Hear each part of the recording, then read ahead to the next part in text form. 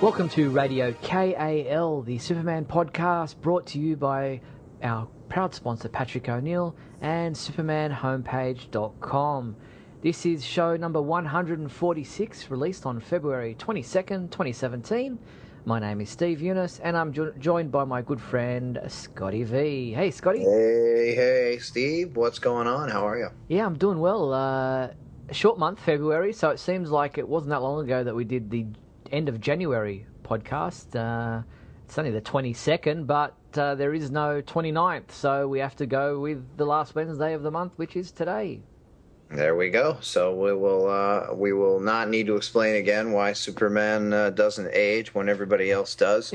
This is one of those years where time goes by, but Superman doesn't get a year older because, Correct. Of course, his famous birthday, we don't need to go into it, is February 29th. That's right. I'm sure our fans know that. So That's let's right. move into the movie news like we always do. We start off with that and looking at the upcoming Justice League movie, end of this year, November 2017. We have that film coming out, but Zack Snyder posted a very interesting black and white photo via his Vero social media account, and it shows Diane Lane as Martha Kent and Kevin Costner as Jonathan Kent holding signs with the year, their names, and the year 1992. Now, these don't appear to be uniforms or costumes that they wore in either Man of Steel or Batman v Superman. Obviously, they weren't together in Batman v Superman. Jonathan's been dead, but we did get to see him in Batman v Superman. So this could be appears to be for the Justice League movie. Will we be getting a flashback and what happened in 1992? I'm very excited about this, and this is what I keep pointing out to people who keep saying Superman's not even in this movie, he's going by the wayside, they don't care about him. I haven't heard that much about the supporting cast for all the other members of Justice League, but I do know one thing. The DC Extended Universe on film started with Man of Steel, for good or for ill, and Batman v Superman was sort of a sequel to that, and Justice League will continue that, and we see that with the inclusion of Martha and Jonathan Kent, at least it appears so, we will still see more of Superman's supporting cast, with Lois being involved. Obviously Batman has his Alfred and whatever else is going on there, but it seems to me that more of Superman's supporting cast had played an important role in Batman v Superman, and now we will get to see, apparently, Clark's parents again. Yeah, and 1992, obviously, in the comic books was the death of Superman's story when that was published, so maybe that's a nod to that. Clark would have been, I think, a teenager, if I'm correct in looking back at the timing, around the time of 1992 in the universe of the film. But we'll have to wait and see if it is a flashback, what that means, whether there's some kind of a sequence of a young Clark or the Kents or something. We don't know. But speaking of appearances by cast members or characters from the Superman universe in Justice League, we won't be seeing Perry White in the film. Laurence Fishburne has said in an interview that they called him in for a one-day shoot. He couldn't get it organised because of his schedule, but he doesn't think that Perry White's that important to the Justice League film. You know, he wants them to see them spending more time or minutes of the movie concentrating on the DC Comics characters of the Justice League themselves. Well, it's a likely excuse when you can't show up for your day of work. But, he's right in terms of the overall reason for having a Justice League film. I would have liked to see Perry simply for the reason I was just talking about, another member of Clark's, supporting cast being in the film. But also because the Daily Planet is supposed to be the biggest or one of the biggest news organizations in the DCU, it would be nice to see him kind of organizing something that had something to do with reporting on the Justice League, which will assumedly be a new happening in that movie.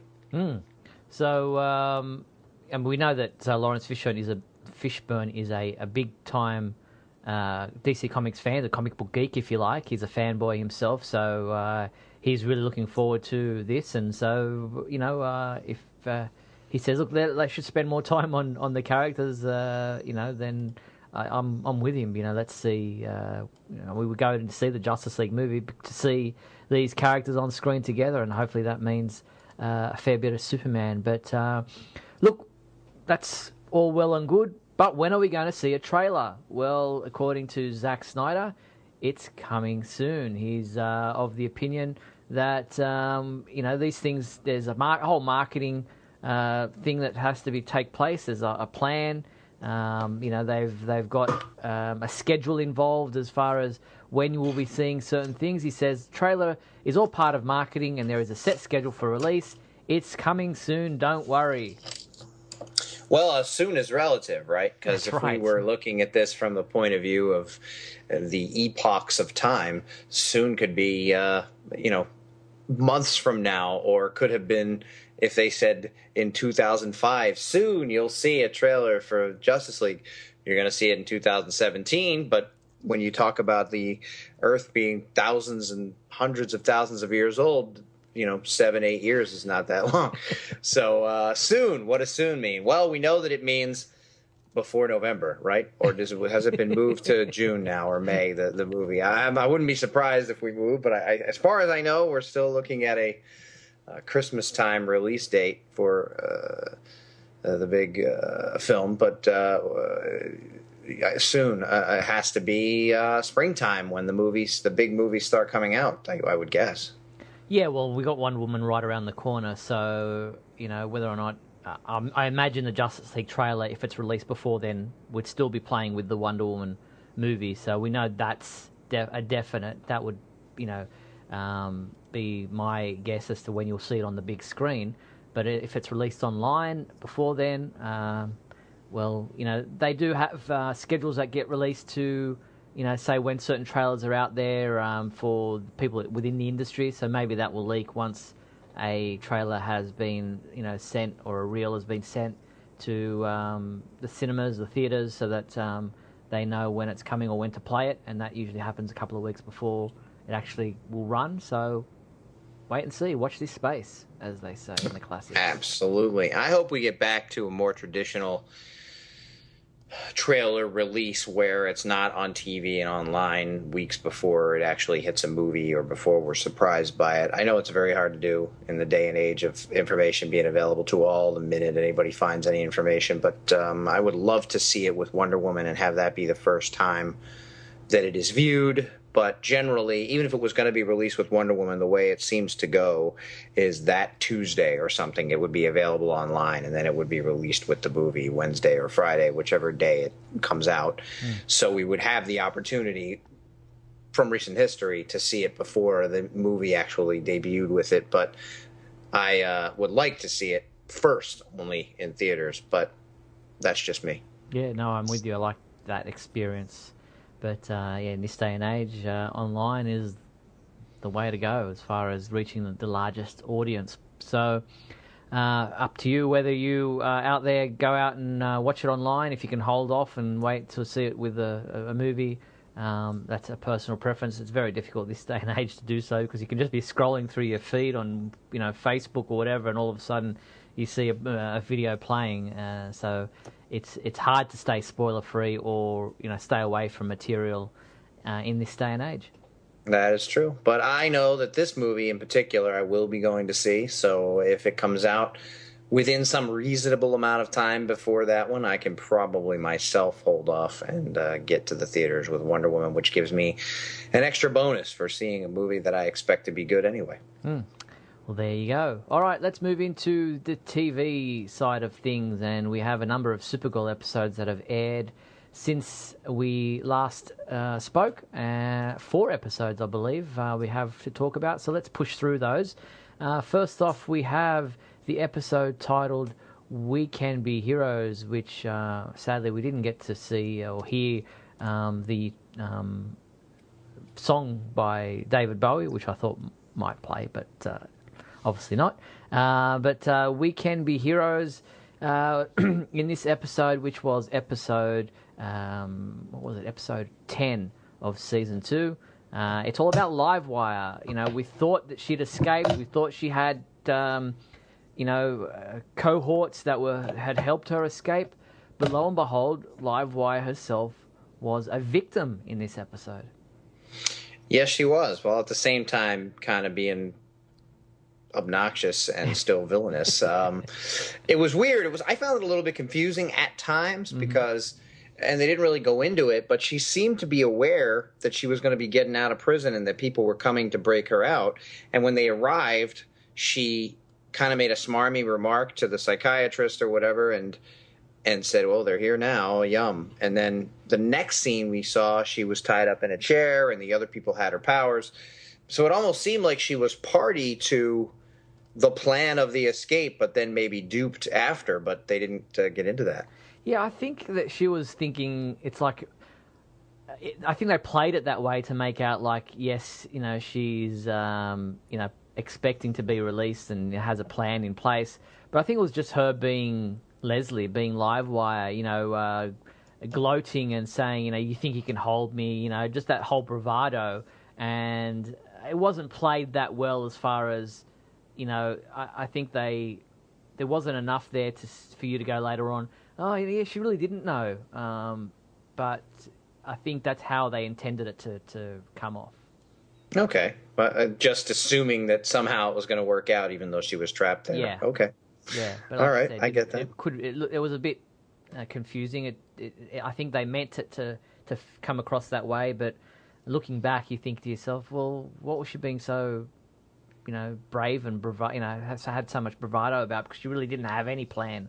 So, but that's Livewire, I guess. And then later on, we see they kind of come to an agreement, an arrangement, if you will. Supergirl decides that she's going to let her go as long as she doesn't kill the scientist who had been stealing and siphoning off her powers. Now, my problem with that, of course, is that through the whole episode and the other two times, Kara has made it pretty clear that she's afraid of Livewire in terms of what she will do, who she will kill, the fact that she's murderous, that she has killed people.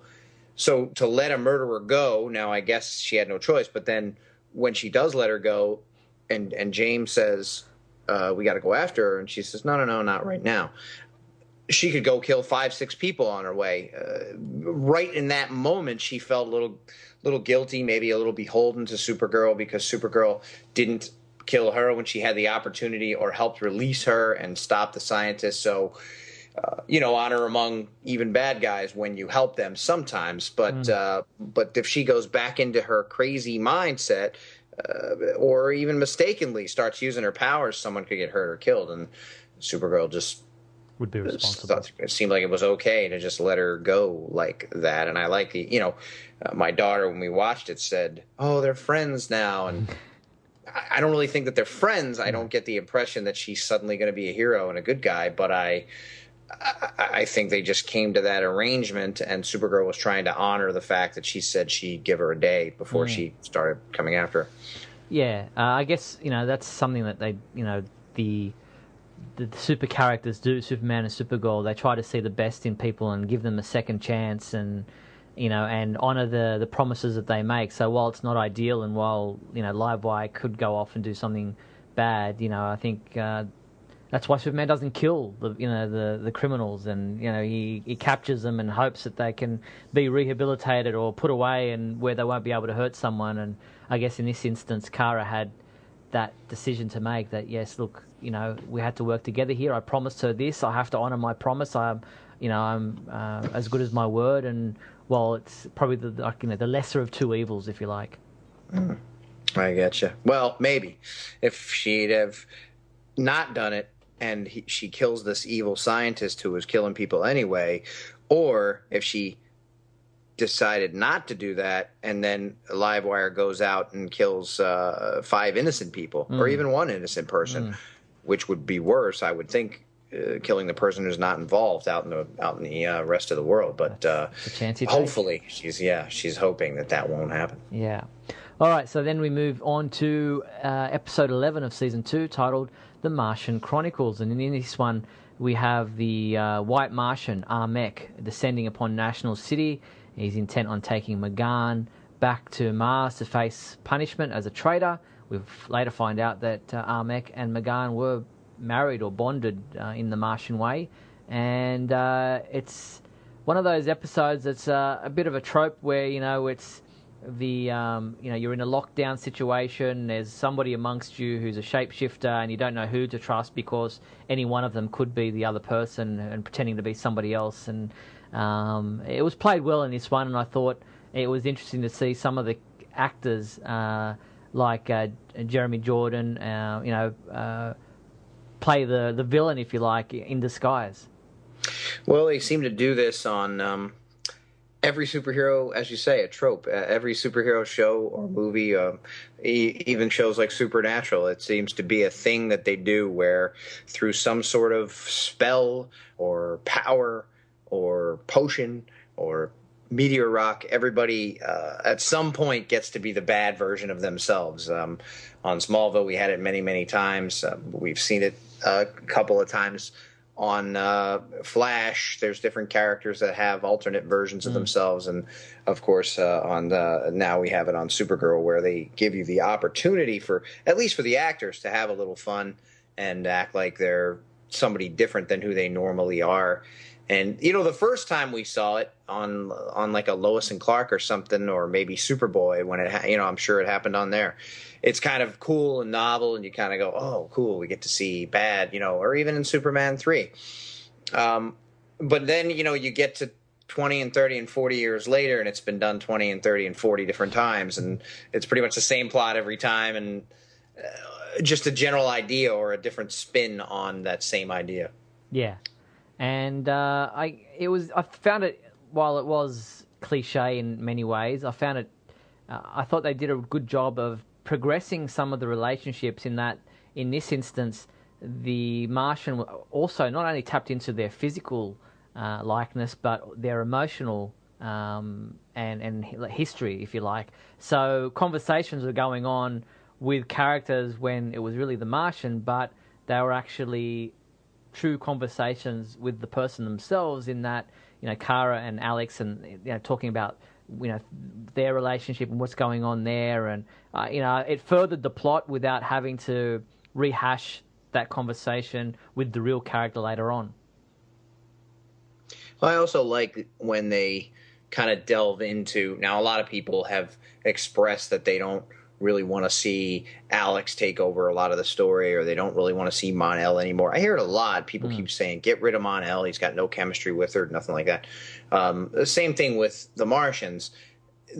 I like when we see, in the episode previous, where we saw how she helped that little Martian run away, the green Martian, and we saw how she was kind of a pariah to her people because she had betrayed them in what their mission was. And we see, that Jean decides to save her and then when in this episode, we see more development and more backstory and more of what happened with the white Martians and the green Martians and Megan in particular, and how that whole story comes together. It's always been kind of exciting to me in Superman comics and things when we really get to see a lot of the supporting cast do great things and have great storylines and have their backstory. And I like that they have that on Supergirl. There is a question as to how many times can we watch her be the one who needs to be saved over and over again. But at the same time, I do like seeing that other people can be heroes and other people can have stories, even though the show is named Supergirl and she is the primary focus. I don't mind myself when we get to delve into these other characters and see more of what they're about. Yeah, 100%. I mean, there's so many people who always say that Superman and probably in extension the Supergirl world is not as rich in characters and rogues and villains as, say, the Batman universe is. And, well, how can we develop those characters and develop that richness of her, the further world of, that they exist in, without delving into the background and stories of the peripheral characters or the supporting characters like John in this circumstance, McGann, Alex, Wynn, James. All these characters have to have lives that are rich and filled out. Otherwise, they're just two-dimensional characters that Kara interacts with. So, yeah, while we like to see the focus be on Kara because the show is called Supergirl, we definitely need to see those characters that are around her fleshed out. Otherwise, it just becomes a two-dimensional cartoon. Hence, I assume the next episode entitled Luthors, where some people would say, Luthor or the Luthor family should not be such a primary focus. And, on a show like Smallville, I would say almost half the time was spent on the Luthors and how Lex developed and what Lionel was doing. And then they had a sister, and then they had a fake sister, and then they had all kinds of other stuff going on. And in this case, I'd like to see more of this, but I haven't watched the episode yet, but I assume the focus is on the Luthor family and what's going to happen with them moving forward. Yeah, it was a great episode, actually. It had both Metallo, it had Lillian Luthor, it even had a bit of a spoiler here, the cyborg Superman in it briefly, and obviously Lena, who is in this episode accused of breaking her mother out of jail and helping her escape. She's arrested for it. Kara doesn't believe it. She says that she trusts her friend and says Lena isn't like a true Luthor. She should be given the benefit of the doubt. James has an issue with that. Obviously, James is feeling a bit left out, if you like, in Kara's trust, because she doesn't trust him being the Guardian. Yet why does he trust Lena when all the evidence seems to point to her being guilty? So there's a bit of animosity or confrontation there. And it's we get some great not in jokes but some fan service. We see Lex Luthor's power suit in a containment storage facility. We see some other items that Lex has gathered over the time. But there was one interesting comment that Lillian made to Lena, saying we are the final two Luthors, or we're the last two Luthors, and that Lex went crazy. But even if Lex is crazy, he's still around, so surely you count him in as being a Luthor still. I mean, he's not dead. Well, that's good. I mean, the idea that we get a slice of Superman, even though they have said that Tyler himself's not going to return to play Superman anytime soon, we still see that parts of his life still did happen, and there are still things that went on with Luthor, and now the continuing family of Luthors is interesting to me, and I am looking forward to watching it. It's just very hard around here when I try to watch it with my daughter, and everybody's busy, and there's dance class and homework and school and my work and whatever happens. But I'm glad to hear that. And along that same line, we have another traditional Superman villain or mischievous character that bothers Superman on the next episode, which I don't. Did you like it, or how did you feel about it? Yeah, well, as people know, as you probably know, I've said many times that Mxyzptlk is one of my favourite Superman characters, or villains, if you like. I like the way he was portrayed in Superman the Animated Series. That for me was really iconic and really a great way to portray the character. I watched this episode just this morning because I didn't, as you say, life gets in the way. I didn't get a chance to watch it when it actually aired here, but so I watched it this morning, and so it's fresh in my mind. I didn't mind this version. Obviously, I much preferred it to the Smallville version, which wasn't in any way Mxyzptlk. Here, he's not an exchange student. Here, he's actually an imp from the fifth dimension. He goes by the name Mxyzptlk. To get him to leave, you have to get him to trick him into saying his name backwards, or that whole trope is still there, which is part of the iconic version of Mxyzptlk. He's not a small imp, as in 3 feet tall. He doesn't wear a bowler hat. He doesn't wear purple and yellow, or those kinds of things that are in the comic books. So I was a little bit disappointed in that Supergirl, the show, seems to really take to heart all the comic book stuff. We've seen Parasite is this purple blobby character. We've seen other characters brought in, Livewire. That they seem to try to really take to heart everything that's been done in the comic books. Yet here there was no effort, I guess, to portray Mixie in the way that he is in the comic books. There was no, even a bowler hat at one stage, because he's changing uniforms, he's clicking his fingers and, puts Kara in a wedding dress and clicks his fingers and there's roses and flowers all over the place, because this was a Valentine's Day episode. To see just a brief kind of nod to the fans, or, a bit of an in-joke with, something along those lines would have been nice. I still enjoyed the episode. It was fun. Kara was smart in the way that she tricked Mixie in the end, and all in all, it wasn't a bad episode. I guess maybe being the person that I am, liking Mixie the way I do, I was a little disappointed that they didn't go the whole hog and embrace it as they have other characters.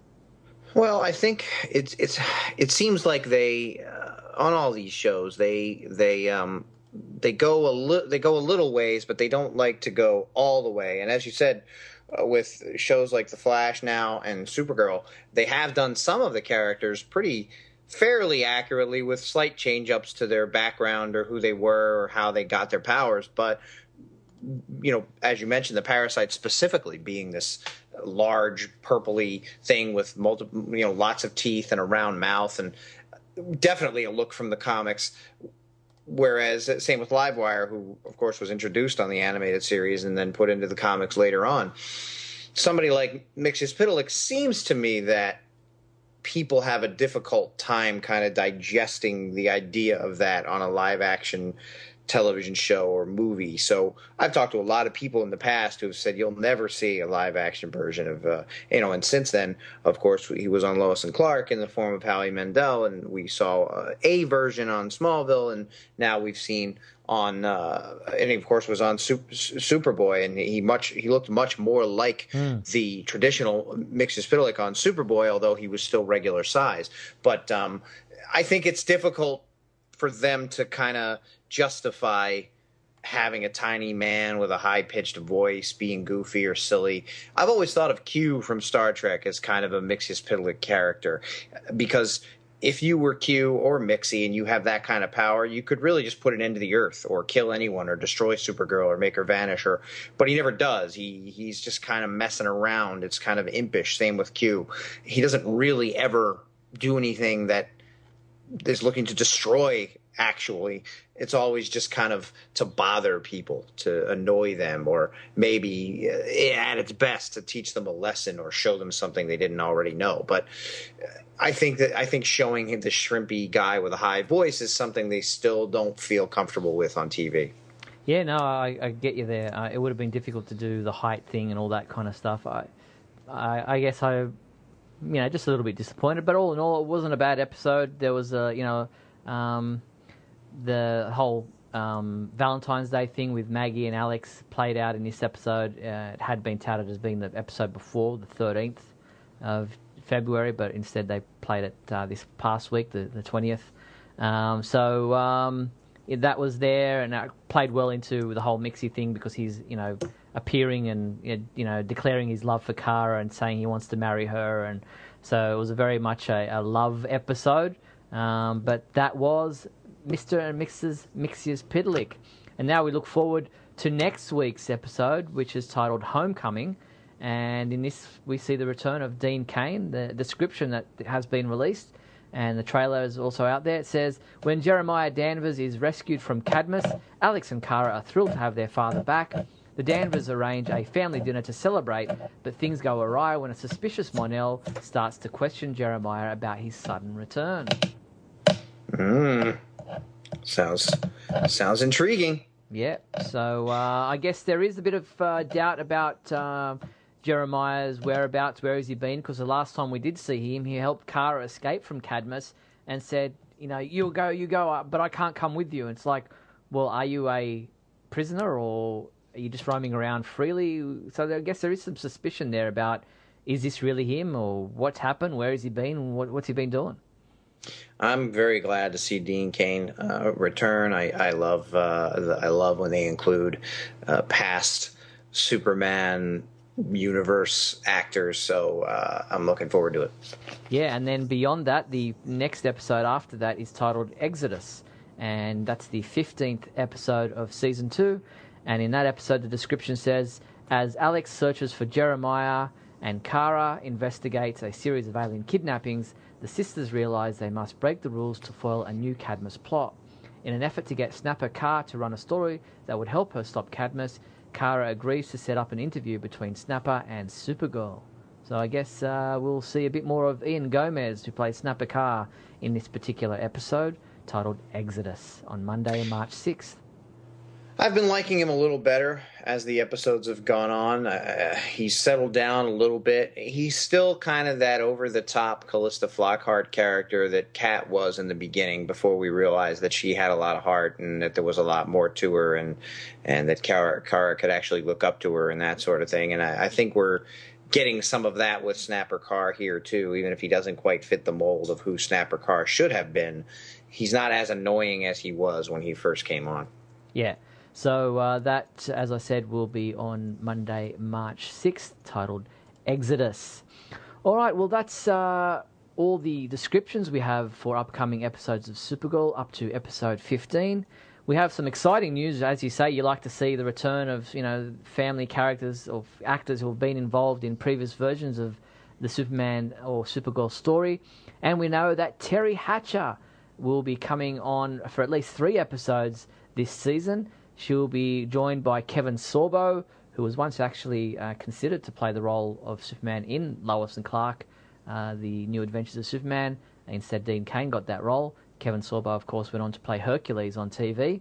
But the two of them will be coming on to Supergirl as a married couple who are from Daxam. So I'm guessing that they're probably Mon-El's parents.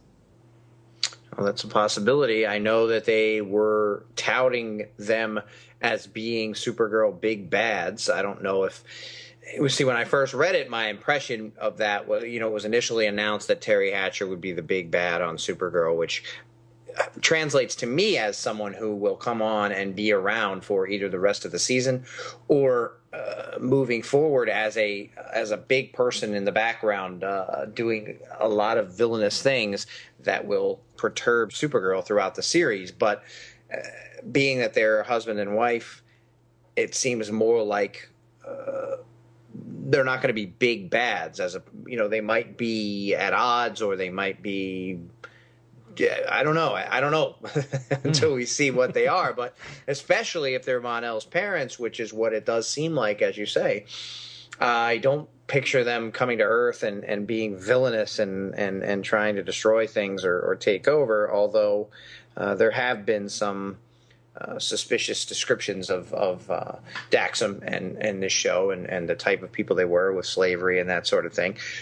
So it's possible that they could come like the Kryptonians often do and expect to be the ones who rule the Earth or take over. They're, especially if they're royalty or something along those lines. So we're looking forward to seeing Teri Hatcher and Kevin Sorbo in upcoming episodes of Season 2 of Supergirl. All right, well, that brings us to comic books, and we have a number of comic books to discuss. Let's start off with the new one.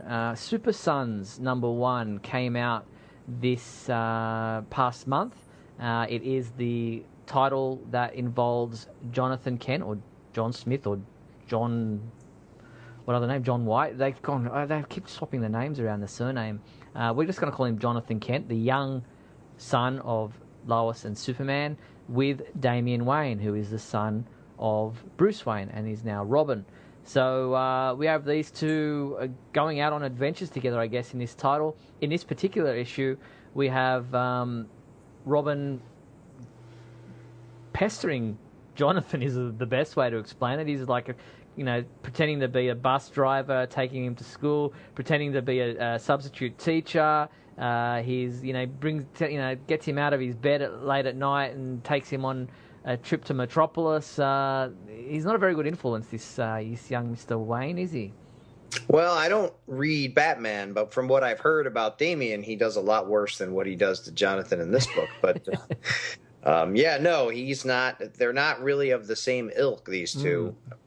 John is very interested in kind of being a good guy and doing the right thing and going to school and not cutting, and the kinds of things that you often hear make Superman a square or somebody who's not cool because he follows the rules and he does what's right and he doesn't rebel or that sort of thing. But Damian, on the other hand, seems like a completely rebellious spirit just from the one scene we see of him with Batman where he completely disobeys and plans to disobey and annoys Alfred, and then comes here to where they're hiding out and goes to his school and does the things that he does and drives a bus and is much too young for that, according to Jonathan, and skipping his own classes and that sort of thing.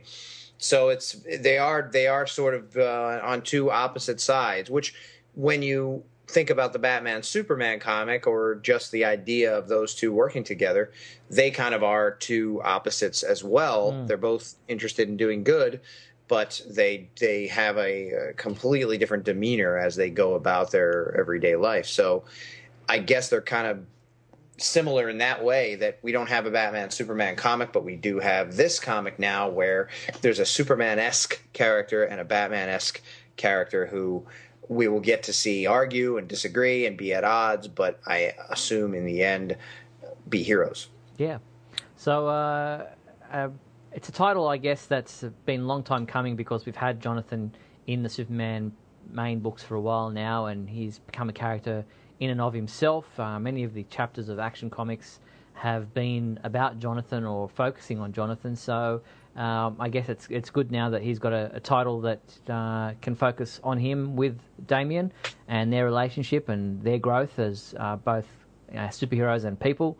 So looking forward to reading future issues of that. It seems like a good title. But let's move on to Action Comics. We've had both Action Comics 972 and 973 released since we last recorded.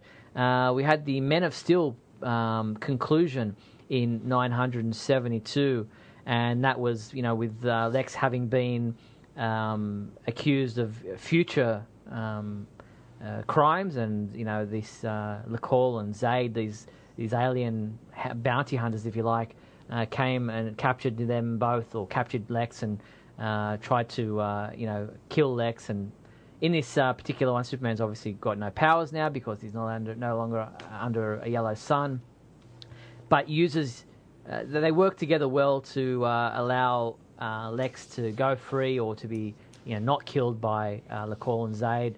And Superman speaks to their, I guess, better side and convinces them that you can't kill someone based on what they haven't done yet, just because the future can be changed, people can change. So interesting to see if down the line some ramifications come due to Superman's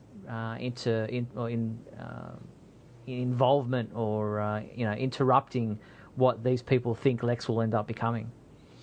Well, I like how LaCall on the final page says, we don't have to worry, but he does. And you see visions of some of Superman's great enemies. And one of them, of course, being Cyborg Superman. And when I read it, I thought, so is this Kara's father Cyborg, or is this going to be a revamp of that character? Because I really, as I've expressed before, haven't been happy that they've changed the Cyborg character into Kara's Kryptonian father, because it doesn't have the same impact that it once did on the Superman character in that way.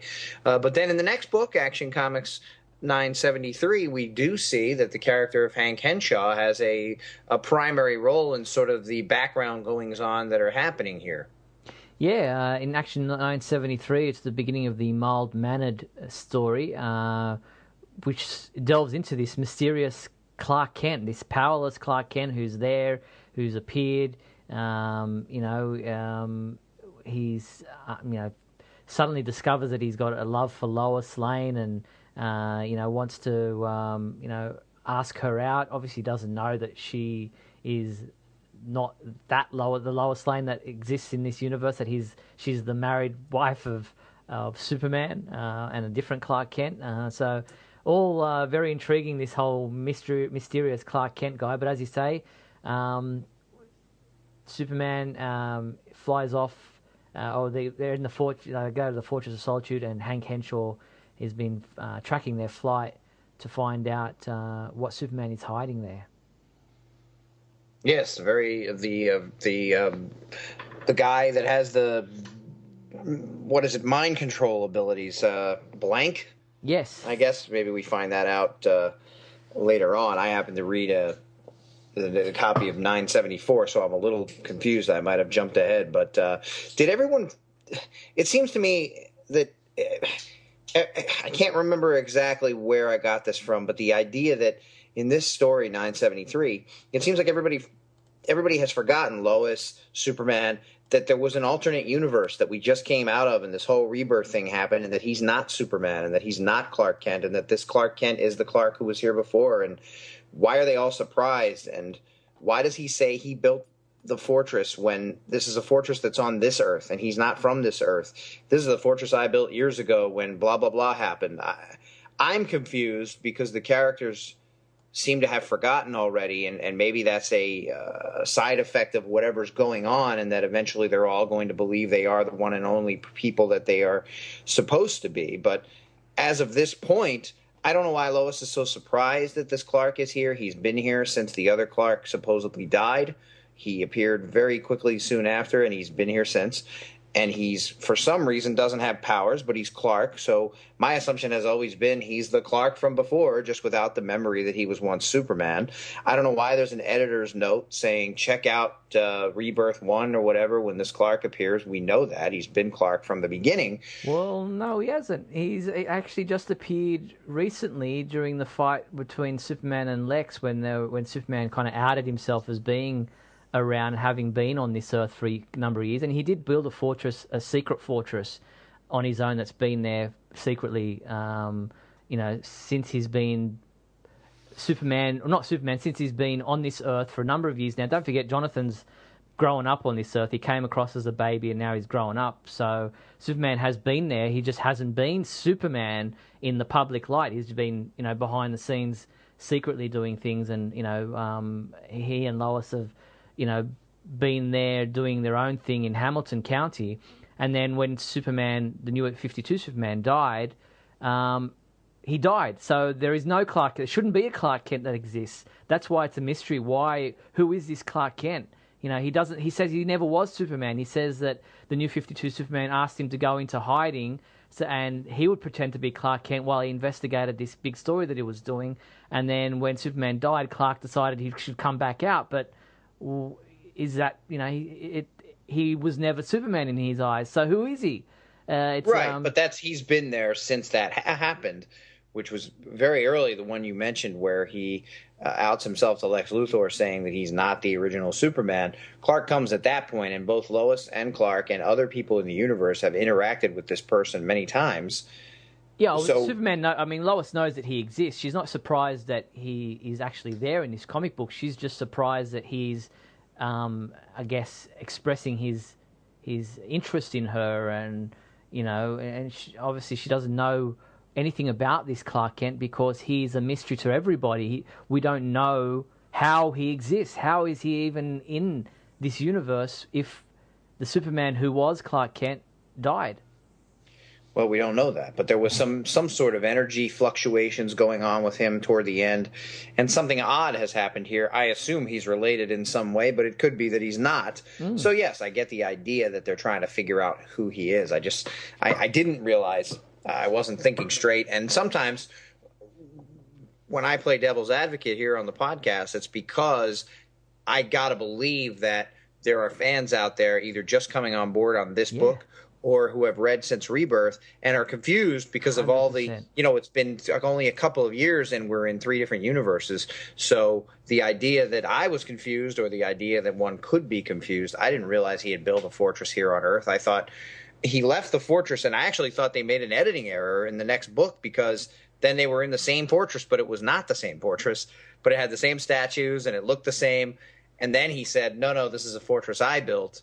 Yeah, and then I said, but he didn't build a fortress. He's on Earth that he did not live on, but okay. Yeah, there are 2 fortresses. There's the one that the new 52 Superman had, and there's the one that this Superman built for himself elsewhere. So there are currently After 2. He came back to this Earth, not a fortress he built on his Earth No, however many years that's ago, right. When he was transferred to this Earth, he created a fortress for himself. So, yeah, it can get confusing 100%. And I wrote a pretty lengthy article on the Big Blue Report, our newsletter, trying to get it all straight in my own head, so that maybe some fans who were confused or who wanted to catch up would could read it and hopefully make some sense out of it. Because there's a mystery there. There's a lot of confusion, and I'm hoping that they'll come up with some answers soon. But that's part of what's intriguing me and why I'm interested in the current comic books, is that there is a mystery there. There is some story to be told, and we're waiting for the answers to be revealed. And it's intriguing, but I can understand how, as you say, it could be very confusing for someone who's got no idea what the hell's going on.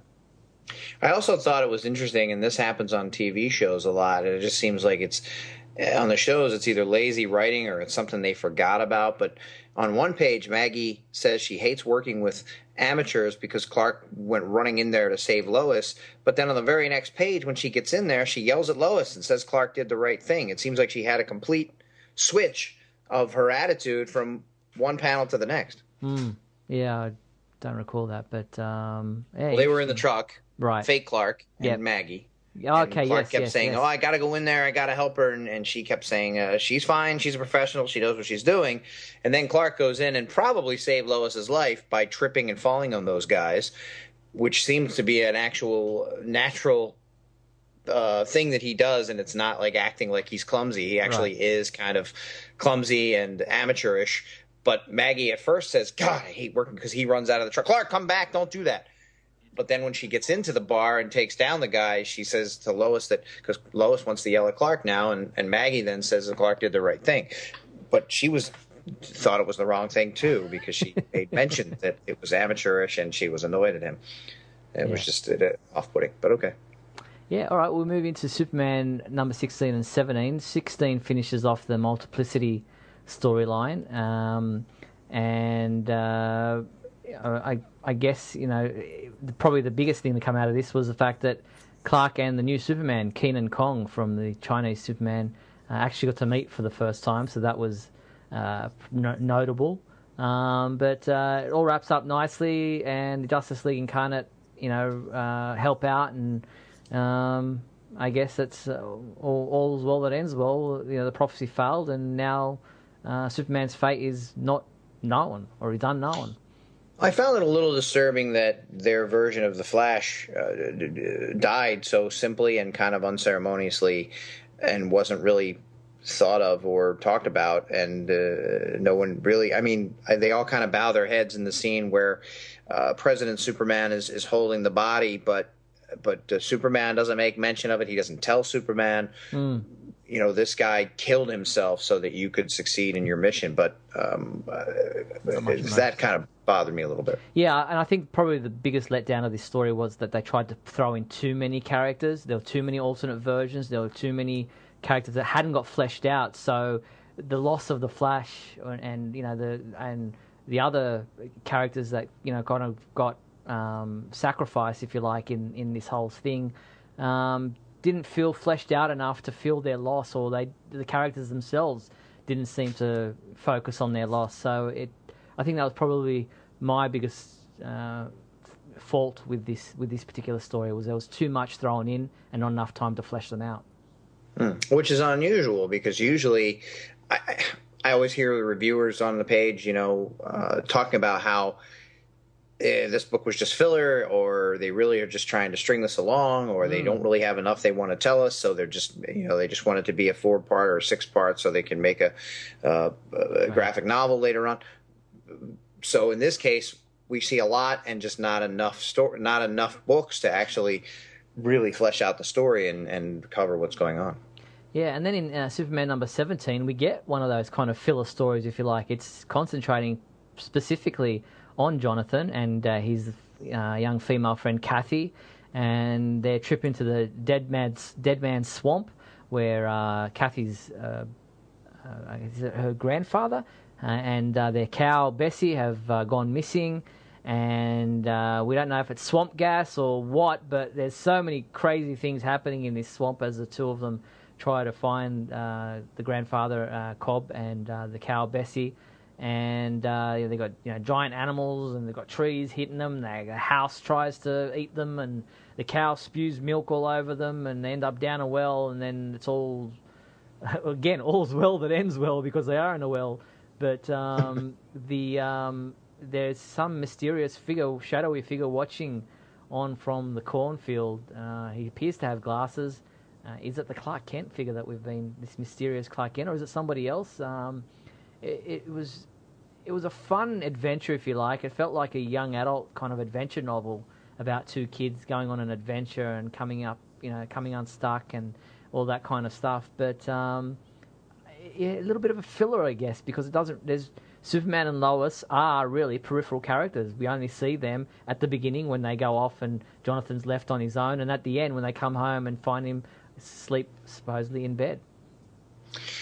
Yeah, I mean, one of my problems that I've had with the relaunch so far is, and you kind of mentioned it, although you said it was happening in action, is that it seems like the book Superman, to me, is more about Jonathan and what he's doing and his situation than it really is about Superman more of the time. And especially in this case, if I'm wrong elsewhere, as you say, Lois and Clark don't appear in it, and it's all about Jonathan and what he's doing with his next-door neighbor friend, and that they get lost in this strange house, and that there's this thing watching them. I took it as a creature. It never even occurred to me that there was a possibility it could be the Clark Kent person, because he's different sizes and he's got magical powers, although maybe he's some sort of shapeshifter that has taken on the role of Clark, or is confused into thinking that he's Clark.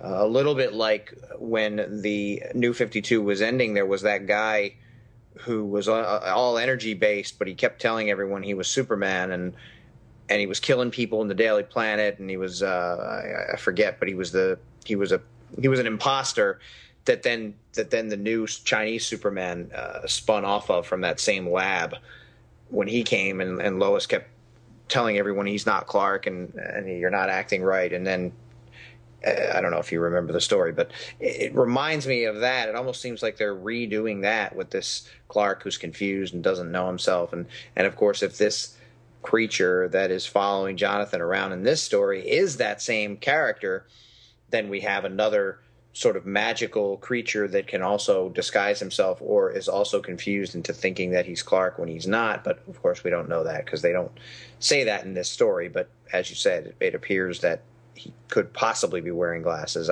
I took it as just he was like alien looking, kind of like a gray, one of those aliens, and the traditional looking, what an alien would look like if there was real aliens, or if an alien actually came to Earth. And then of course he had these horror story kind of powers and things, and it made me wonder if this was either an October cover or was supposed to be. Yeah, good point. I guess it's up for speculation just what that person or creature is that's looking on here. But yeah, I might have said Action Comics before, but I meant the Superman title seems to have been focusing on Jonathan quite a bit lately. And I guess that's why it's a good thing that we have now the Super Sons book, in that they can maybe use that to focus on Jonathan and get Superman back to being about Superman and Lois and their adventures. Obviously, Jonathan's still going to be involved because he's part of the family. But stories like this one in Superman number 17 could be left for Super Sons, or and allow the Superman title to get back to Superman himself. Yeah, I hope so. I would like that to be the case. All right. Well, that's the comic books. I did want to pay tribute to Bob Holliday, Superman, who was the man who played Superman on Broadway in 1966. The Broadway musical It's a Bird, It's a Plane, It's Superman starred Bob Holliday in the role as Superman. He and I were good friends. We met him in Metropolis, Illinois in 2003, but I had been sharing emails with Bob prior to that, and actually was a bit of a catalyst in getting him to the Superman celebration that year. I was privileged and honoured to have been called up on stage during Bob's performance at the Superman celebration to bring on a large life-size cardboard standee of himself as Superman, which he spoke about and pointed to during his performance. I am lucky enough to own that cardboard standee and have it in my personal collection, which he signed for me that weekend at the Superman celebration. He was a lovely man. He was very honoured to have been part of the Superman world. Took it very seriously and was, held that responsibility of having played Superman close to his heart. And sadly, he passed away on January 27th, aged 84. He will be missed. A question. The only version of the musical that I have seen is the one that, I don't know if it was CBS or whoever, played in the 70s, and it is horrendous. It's horrible. It's corny. It's campy. It's bad singing. It's bad acting. Do you have any idea of the version that Bob Holliday was actually in,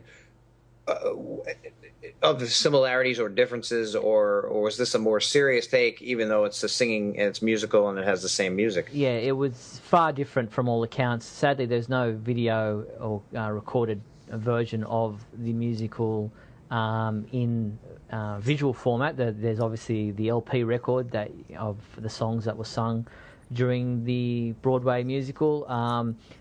But by all accounts, from those who did see it and were lucky enough to catch Bob on stage as Superman, it was vastly superior to the campy 70s version that was on TV.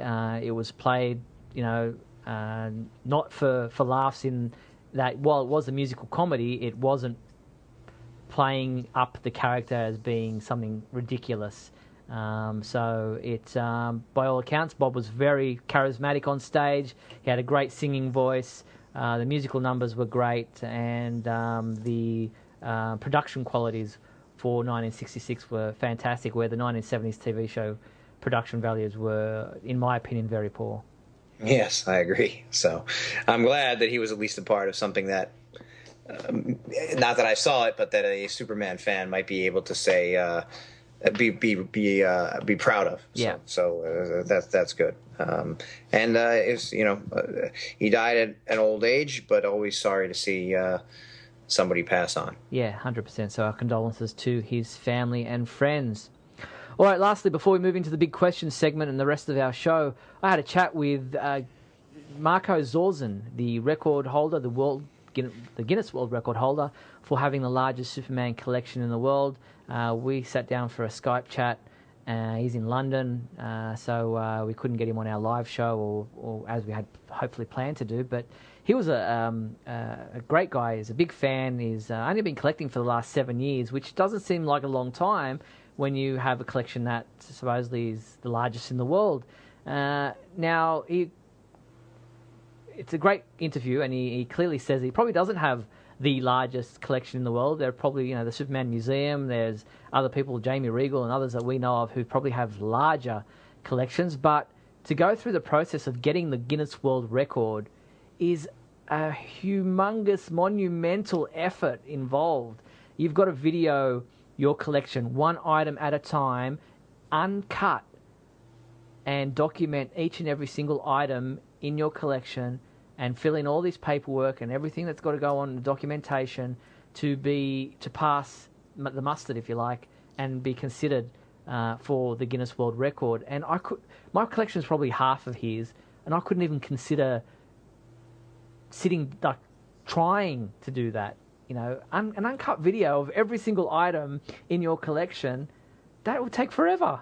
Not only that, but if you have a lot of stuff that's not normally displayed or is in different rooms or in different places, you'd have to get it all together, lay it all out somewhere, have room for all of it at one time. Yes. And who's going to watch that to actually break it down? Like, you're going to sit there for hours and hours and hours with every person who submits, not just Superman, but every other category of this type. It's crazy. And actually watch an uncut video of all of the things that this person has. And as we discussed last month, obviously, if you go through all of this and then they can verify, you could have 2 items. If no one else has ever come forward and said that they have 3 items, you win, and you're in. So the idea that he's the one who sat down and went through this whole process. He deserves it. Yeah, I mean, I like you said, I don't know what kind of a collection I have, but I wouldn't want to do it with No. what I do have. So, More power to kudos to him, and Yeah. it's nice that he's in there. And I am also in the Guinness Book of World Records, so we have that in common. Very cool. All right, let's move into the big question segment of our show.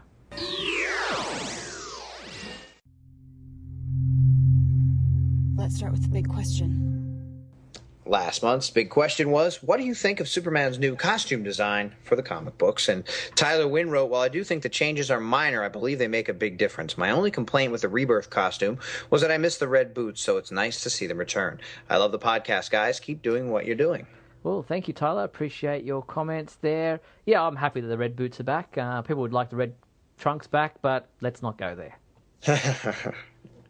All right, Jonathan Tyler Patrick wrote, he said, I like the new 52 suit because it was alien, it was Kryptonian, it was techno-bio. Second, I like the Rebirth suit. I feel it is a nice blend of comics and film. The blue boots call back to Action Comics #1. I like the wrist cuff look. Third, I'm okay with the loss of the red trunks. I've said that for a while. It needed to be updated. So the new suit is fine. It looks original and plain, and the belt is really the big difference. It's classic. I wish they would have left the wrist cuffs. Well, there you go. Someone who's on the kind of the other side of things, liking some of the changes like the wrist cuffs and the blue boots and stuff like that. Yeah, it is. He's right. It does call back to some of the older times when the boots were, very early when it was all one color. I do like the return of the red boots myself as well, but I also like the wrist cuffs. Hector wrote, I don't know. It looks like he's wearing pajamas more than it looks like a suit. Disappointed. Well, straight to the point there, Hector. Yeah, look, I can understand that people, like the trunks because they feel like it breaks it up, and maybe this belt doesn't necessarily do that enough for some people, but thank you, Hector. Henry Bernstein wrote in, I really like it. I'm so over the whole tights or no tights discussion. My personal preference is Superman's look for the 80s and 90s, but I get the removal of the tights. They did it with Batman after Prodigia, and it wasn't a big deal. I'm guessing he's talking about the trunks. What I did object to was the removal of the boots in Rebirth. To me, it looked like he was flying around in his pajamas, basically a Superman onesie. I think it's a great blend of old and new, which mirrors the current direction of the book. So another vote for the red boots. Thank you, Henry. And John Pipia Jr. wrote, I actually didn't mind the new costume or the blue boots with the red trim, and now that I've finally gotten to Rebirth, I'm liking both Action and Superman comics and enjoying Superman once again. I'm not against going back to the red boots, though, or changing the costume slightly as long as they don't change Superman again into a different Superman altogether, as they did after Flashpoint, and then we ended up with the new 52 Superman. Yeah, well, thank you, John. Appreciate your comments. Patrick O'Neill, our proud sponsor, says, I think the changes they made to the costume look fine, but honestly, I'm sad to see the blue boots go so quickly. I actually liked them. They had a throwback look to them. In the 1930s, Superman comics had blue boots on occasion. The red boots are classic, and I knew they would return. I just hoped the blue could have stayed a bit longer. Anyways, keep up the good work, guys. Well, thank you, Patrick.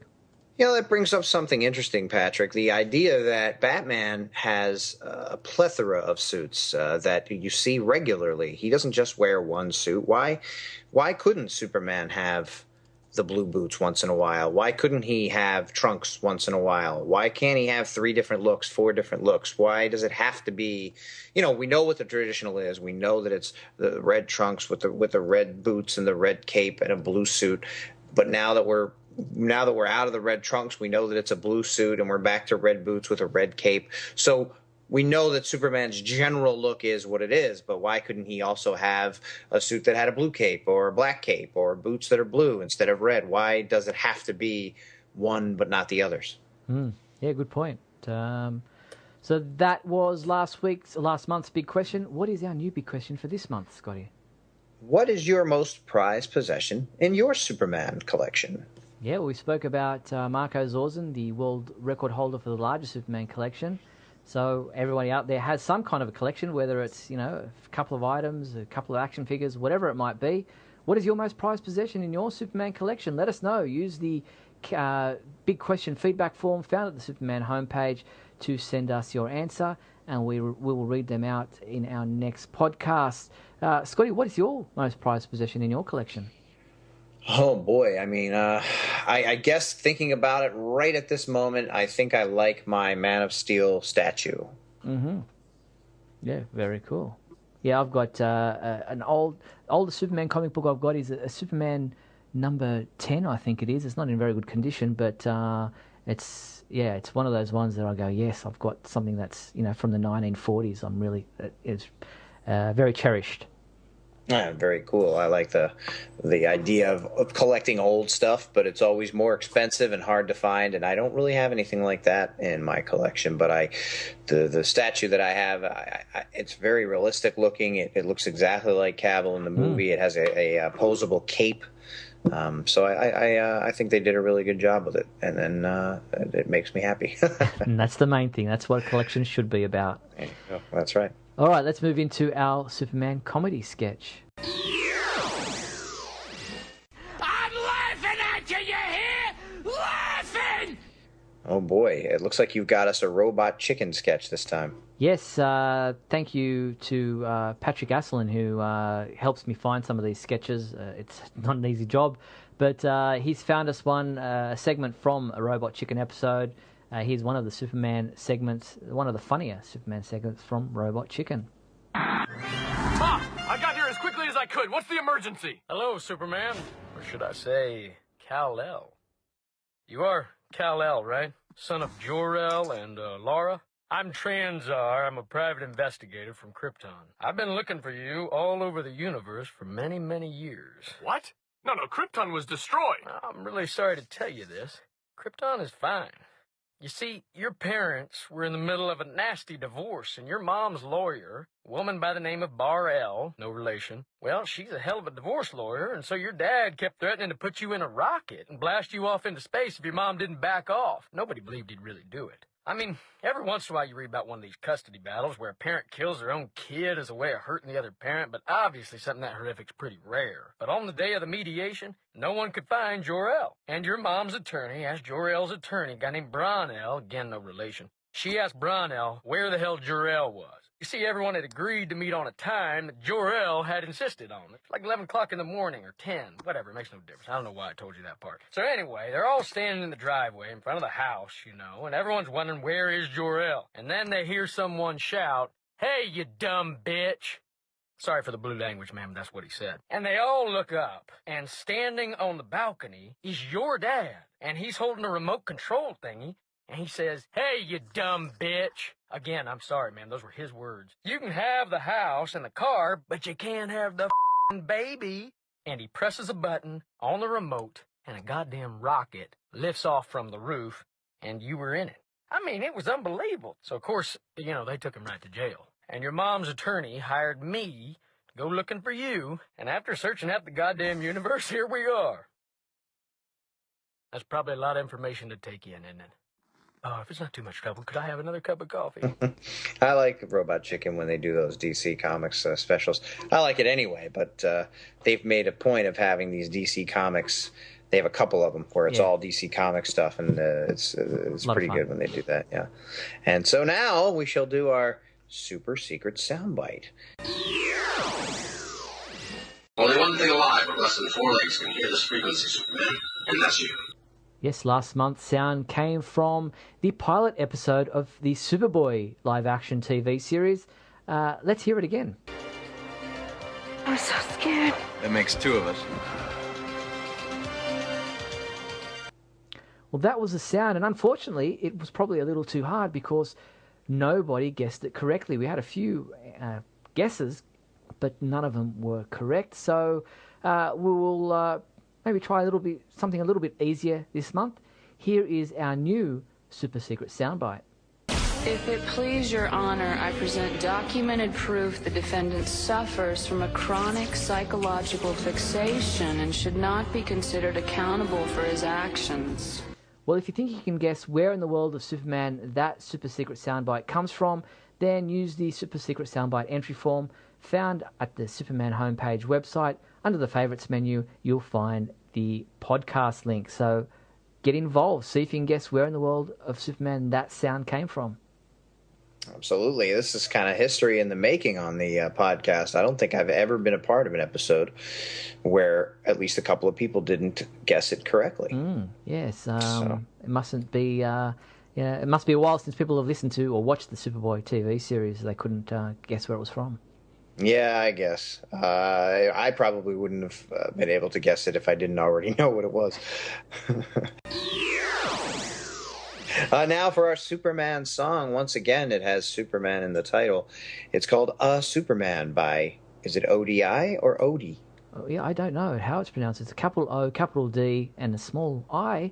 So Odie, I don't know. But it's from her 2008 LP titled A Superman, the same song title. So if you want to check out Odie or Odie, you can do so at odimusic.co.uk. And here is her song, A Superman.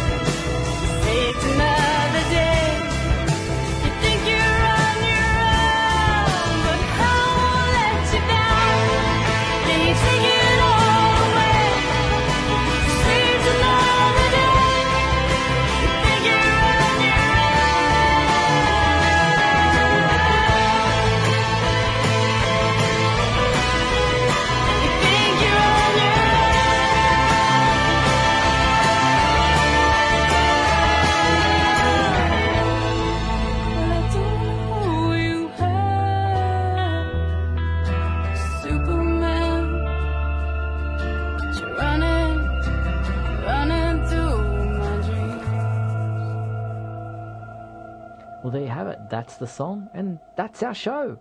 Now, don't forget, if you do want to participate in some way with our podcast, maybe there's a topic you think we need to discuss, maybe there's a song you'd like us to play, a sketch you have for us that we could use here on our podcast, any suggestions, any ideas you have for the show, anything you want to throw our way, we're only too happy to hear from you.